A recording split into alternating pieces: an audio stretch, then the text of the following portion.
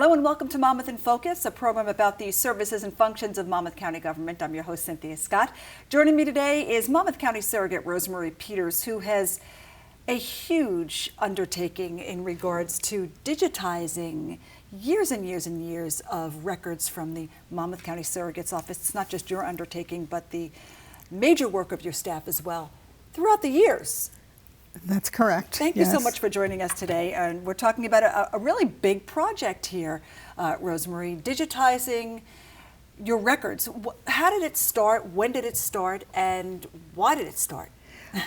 Well, actually, I started as surrogate in 2007, but before that, for many, many years, I had been doing genealogical research into my own families, every branch of my family. Mm-hmm. So I had a real appreciation for good records, records that had been preserved, and records that were made available to the public. Sure. When I started as surrogate, I discovered that there were hundreds of leather-bound volumes of surrogates' records going back into the 1800s, even the late 1700s, that had never been microfilmed. So the only existing copy of the record was in those leather-bound volumes.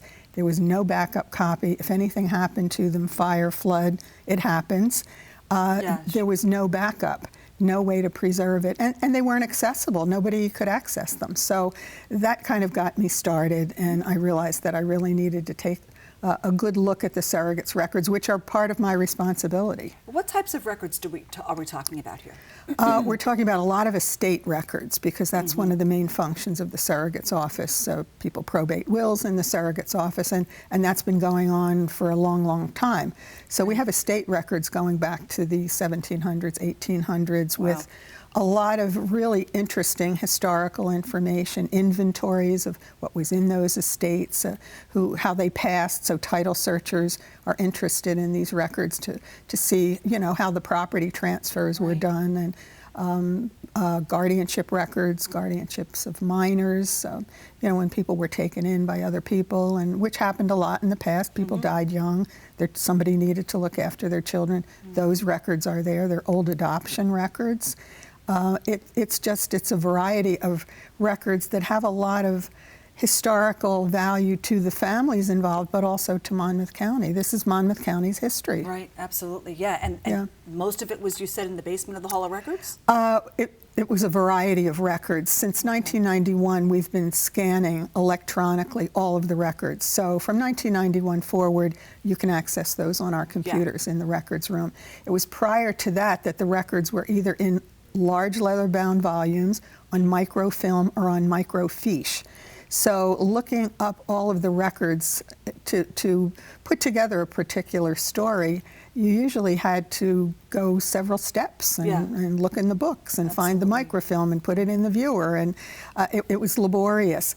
When this project is finished, all of those records are going to be available in electronic form on the computers in our records room. So you can go in with a press of a button, and all of the things that you had to look up the hard way, the old way, will now be available in the more modern way, which people have come to expect. Sure, we're all used to Googling, up it pops.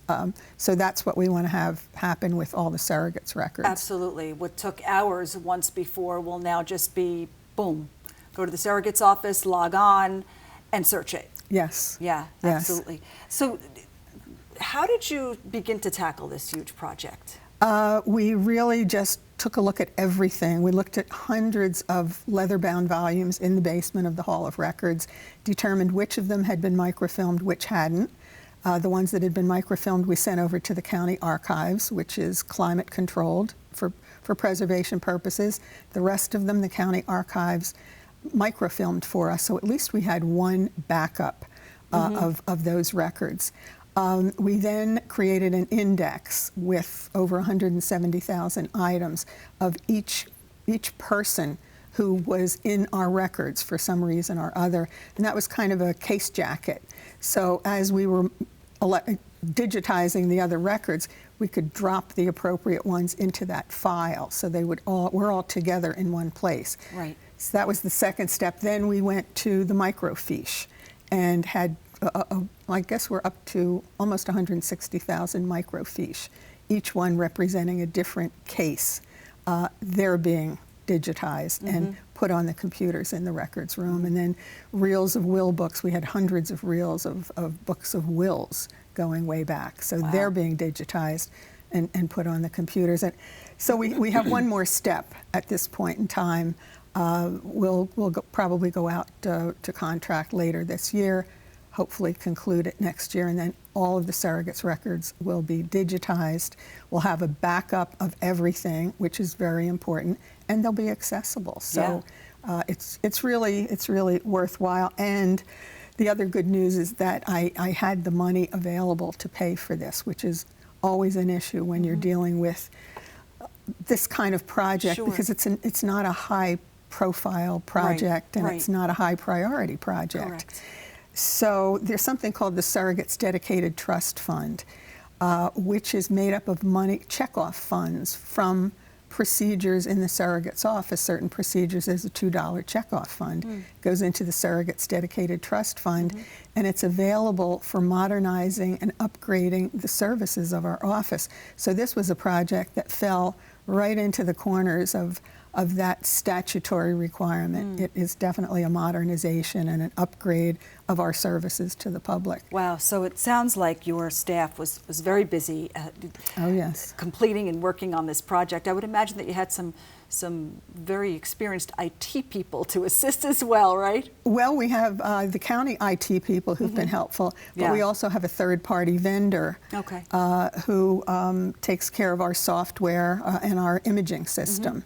And so we've been able to contract with them to help us. Sure, absolutely. So becoming the surrogate and with a background in genealogy, just as a hobby, really makes you the perfect candidate all these years, Rosemary.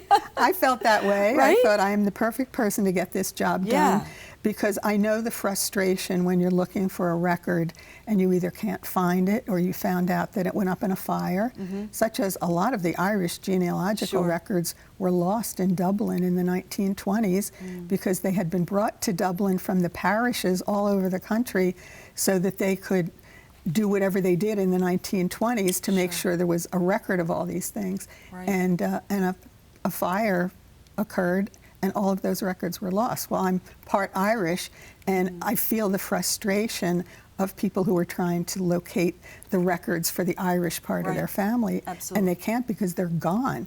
You know, floods, hurricanes, you know, records disappear because of natural occurrences, and that's why now that we have the ability to digitize them and locate them in different places, so there is a recovery plan available if you know, if the physical copies go up in flames. There's a backup. They will absolutely be kept forever. Yep, that's my hope. All right. Well, thank you so much for joining us and sharing that valuable information with us here on Monmouth in Focus today, and best of luck in the final days of this huge undertaking and project. I'm sure you deserve to be commended, as well as your staff. Thank you for the hard work. And that is all the time we have for this segment of Monmouth in Focus. Of course, more information, please visit www.visitmonmouth.com. I'm Cynthia Scott. Have a great day, everyone.